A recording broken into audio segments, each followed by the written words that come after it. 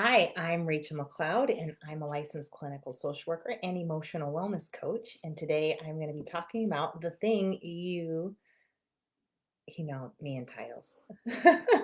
The thing to do before or instead of talk therapy to eliminate symptoms of anxiety, depression, and traumatic stress. And that's what we're going to talk about today. And I welcome your comments. I welcome your questions. Whatever you want to post, let's do that. I will answer those, and we'll bring that into the flow of these conversations. And so this conversation. Um, I think about this a lot because I really think talk therapy is fantastic and wonderful. Um, and at the same time, especially because, I mean, these people really, if you find some of the really special ones, they have really specialized in specific areas to improve people's function and well being. And that is fantastic. And they're wonderful for support. And on the other hand, I've had a lot of clients come to me who, even though they've been working with therapists, talk therapists, are still have daily and debilitating symptoms of anxiety, depression, and traumatic stress. And maybe not even at the debilitating level, maybe they're in between somewhere where they're carrying them around like baggage, like layers and layers of baggage. And they're making it through life by sheer willpower, and it makes things a lot more difficult. And so what I know, and I'm going to talk with you about this, is that talk therapy is not fabulous for eliminating symptoms of anxiety, depression, and traumatic stress. And I'm going to tell you why. And then the thing to do to be able to get the most out of your talk therapy and to be, and I think this will help talk therapists a ton because they really do phenomenal work, but there's many of them that don't specialize in what I'm going to talk about today. And so if you can do this first, when you get with them, it's just going to skyrocket the outcome that you get with them. And I'm sure your joy and satisfaction with them as well, because it's frustrating to go to therapy and not get your symptoms, to still carry symptoms even though you've done years of work, right? So now you're like frustrated and dissatisfied, and here that therapist is brilliant, but they don't do this specific work. And so that's really what I'm going to hone in on today. And I want to start with why on a brain function level this is important. Okay, and so when we are doing talk therapy, we are talking with the prefrontal cortex. You're sitting with your therapist or over Zoom now, or Skype, or any of the online therapy HIPAA compliant things that we have going on out here. And you are talking back and forth. And talk is the native language of your prefrontal cortex.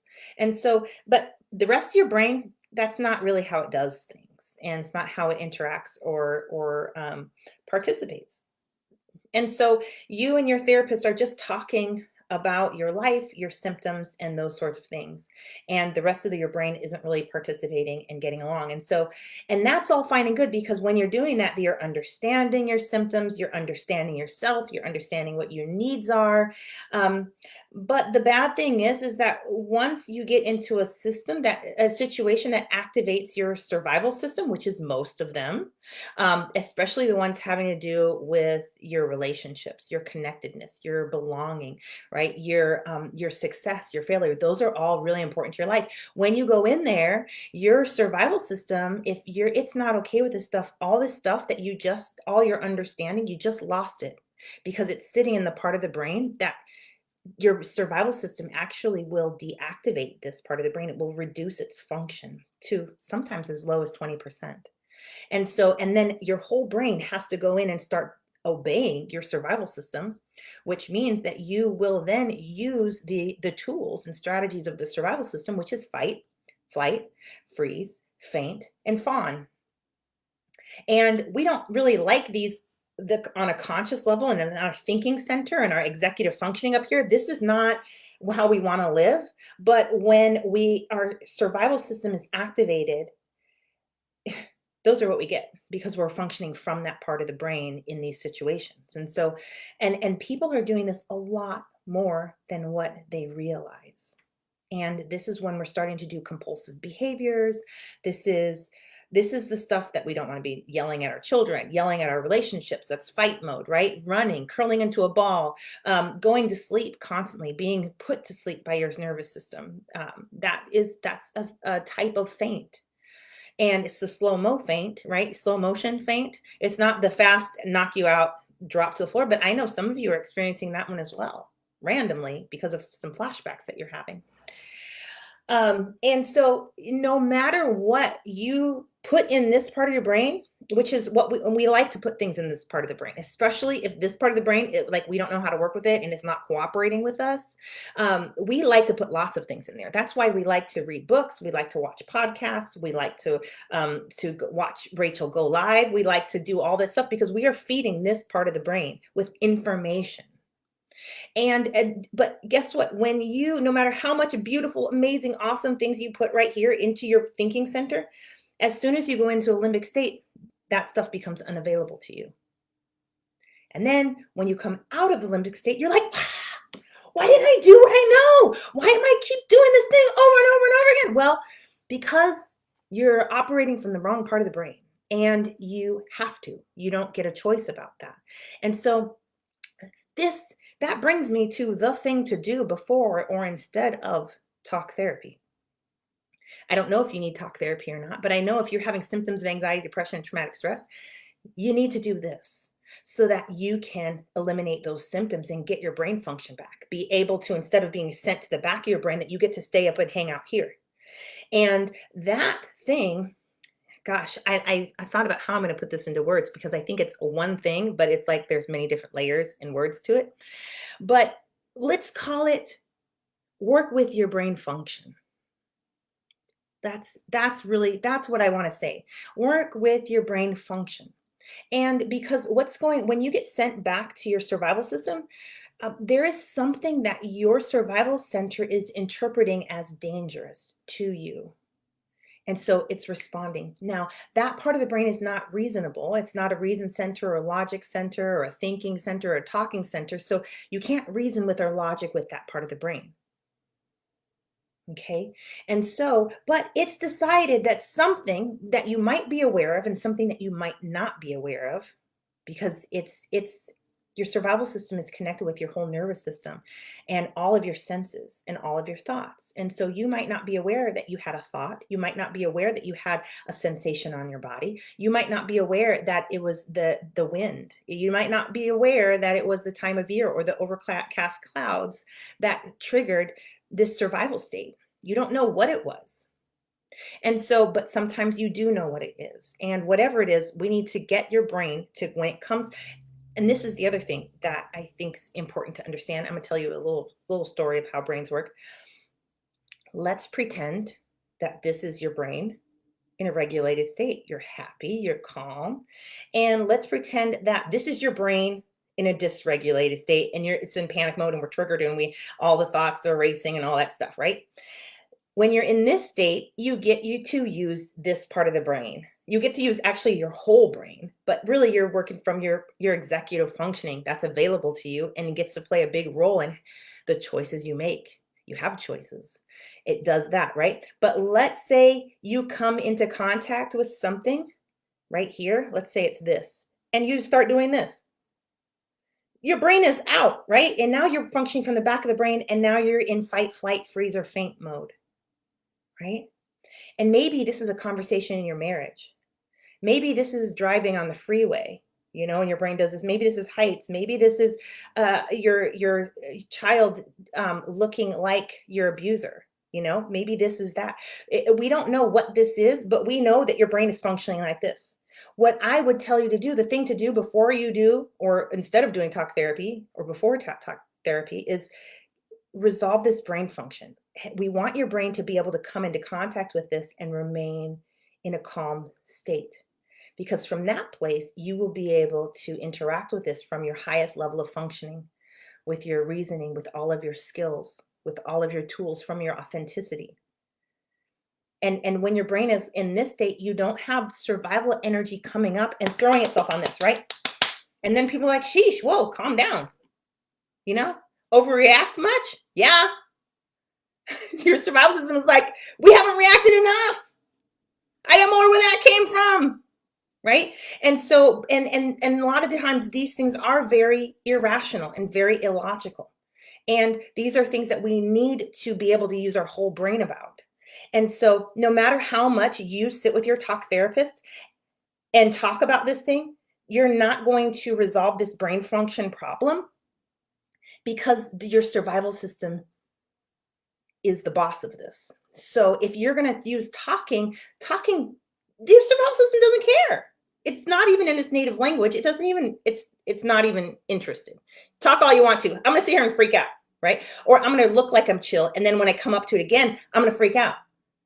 Right. And so, but we want to start using interventions that work specifically and directly with that part of the brain. And those interventions are not talking strategies because that part of the brain doesn't care. But that part of the brain is listening very closely to your body, your nervous system, your senses. That's what it's listening to. And so there are some interventions that your body is already using, but that we can use intuitively and intentionally to restore healthy brain function so that this thing may happen, but you can get here and your brain remain in a calm state, that it's not being triggered by whatever it thought was dangerous. Because when you use these interventions, you're asking your brain, your whole brain, not just your survival system, to look at this thing that's malfunctioning and look at it. Anytime the brain looks at something, it's gathering information, it's changing things, it's assessing things. It's very wise. It's very awesome. And it will break the association it has made with this and danger, right? So this thing is the conversations, those moments, those things, right? But this is this is a threat to our survival. And then in there, imagine that there's a neural pathway connecting them both. And when we look at this and we find this, and then we have your brain, right? This is a lot of times where people have a really hard time getting this close. We use interventions to get this close, because this right here is really hard to look at when it's generating so much survival level distress, because you can't use the part of the brain that will generate and initiate the healing process, which is your awareness. And that's why being able to be aware of what's happening is the first step to healing. So we're just going to throw some interventions on this so that we can get closer and closer and look at it. Once we are aware of this here pathway, and there's lots of ways to do that, you can get really good at this. Once we're aware of that, we're going to use interventions and say, look at this association we've made. And we're using an intervention. Maybe you're using, I teach 4. I teach people to use 4. I rely primarily on 4 emotional freedom techniques, thought-filled therapy, energy medicine, and EMDR, eye movement desensitization and reprocessing. So I teach people to use 4 of these. And we're going to, whichever one's the right fit for them in their brain, because I like to customize these to them, like try them out with them, see what their brain function looks like.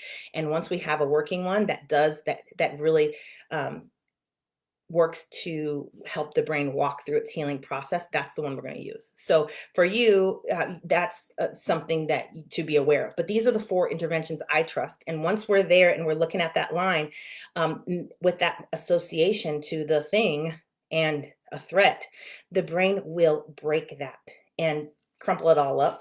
This is what I think happens. And then put it through the healing pathways. Be like, we don't need that there anymore. What even is that? And then that will go through, after that, the brain does its own thing. I don't really worry about that too much, because the process, this process, to be able to look at it, see it, and use an intervention is really the most powerful place of intervention on this whole process, and usually the only assistance the brain needs to resolve the whole thing. Right. And so if you can go through your life and notice where you're doing fight, flight, freeze, or faint, a survival state, and you can get in there and find, where's the trigger? What are we afraid of? And where's the association between this trigger and threat to my safety, and break that, you can go through your life and break these things. And then your brain is no longer caged by all the things that are a threat. And then what you will notice is you will not go into survival states as frequently. And that is awesome because that means you will stay in your prefrontal cortex in that relaxed state more and more and more. And this means that you will be able to have more effective interactions with yourself because in there, we want to do that work inside there with that negative criticism. Like, why is that there? What That's a survival state. We want to break that too. Uh, you know, Patterns of self sabotage. The sabotage is there because the brain thinks some kind of success will be dangerous, a threat to you, which makes no logical sense, right? We want to get in there and break the negative association, right? And so and then the brain will rebuild and like, ooh, what do we want to believe about this? And it'll just go do its thing. You can guide that process. I do help people guide that process. But for this video, I really want to talk about that. This is what you need to do because you can guide that process. Talk therapy could be a wonderful place to guide that process. That is actually a strategy that would work really well because now you're going to be up against this thing and your brain's not seizing up, right? But you realize, you know what? I really don't know how to handle this. That's a great time for a talk therapist. They can give you a review of all of your options. What has worked best? What research shows? All the information they've gathered from all their trainings. And then you could choose through them and say, ooh, I think that one would work. Right? That's when podcasts, that's when reading books really comes into play because now whatever you're going to put in there, you're actually going to be able to use and implement and experiment with. Right? And so it's really important that your desire to fill this part of the brain comes at the right time. Right? And there's never, if you've been doing this part of the brain, you're like, oh my gosh, I need to work with this part of the brain. Oh, what a wasted time of in these years. Well, I would say no. What I find is that the people that have done that work, when we break those associations, the brain is even faster at reorganizing. It's like, oh, I know what to do. I've been waiting to do this whole time. And it will just go. So it's not wasted. It's just if you don't break these associations or if they don't get broken, and sometimes life will give you some really helpful boosts where it will break the negative associations on its own. But I don't want you to be waiting passively for that when you can get in there and just do it. You can go in there and do this work because the faster that work gets done, we don't want to wait for chance. We don't want to wait for, blessings, especially because let me tell you, if you've got a whole disorder, there's a lot of work to get done. And you might get a couple of gifts here and there and a couple of synchronistic blessings, but I want you to have the power to do your work. And if you are somebody who just wants to wait, I'm with that. You do that. That's really not what I'm about. But that's a valid experience too, and you get to experience it. But for those of you who want to be more assertive and intentional about doing this work, this is really what comes first. There is no amount of understanding that is going to break the negative association with these things. Well, that's not true. It's very difficult to break these things without helping your whole brain to come together about it. And that's really what these interventions really do. And so the more that you do them, the more you get to be who you are, the more you are released from the cages of your survival system. And yeah, like I said, the more you get to be your authentic self. So that's really what I wanted to share. I wanted to share, do this, do that first, do your brain work. And if this is something, this is what I help people with. This is what I've built lots of strategies about this. If you want to learn more about working with me, I have several programs, some self-study programs where you get to use the work that I've developed and the program that I've developed at your own pace in a self-directed manner. And there's also coaching programs that I have where I will get in there with you and really have your back as you walk through this and as you do the work to really eliminate and resolve the root issues of your symptoms and resolve the symptoms themselves. These symptoms are not supposed to be there. Your brain does not want them there any more than you do.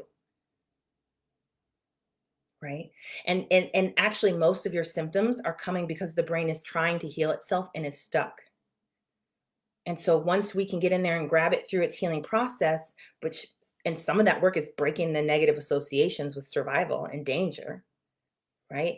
And the more we can get that through, the freer you get and the healthier your brain gets. And the more you stay out of survival mode and survival states, the more you have access to all of your healing functions. Things like detoxification, relaxation, like elimination, right? There's so many processes that get interrupted by this survival state that's emotionally, mentally, psychologically activated.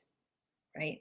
And so once that's out of the way, your ability to self heal and experience more vitality and energy and joy and connection skyrockets just by getting this one process resolved. And so, and this is what I would say, if you have symptoms of anxiety, depression, traumatic stress, start here.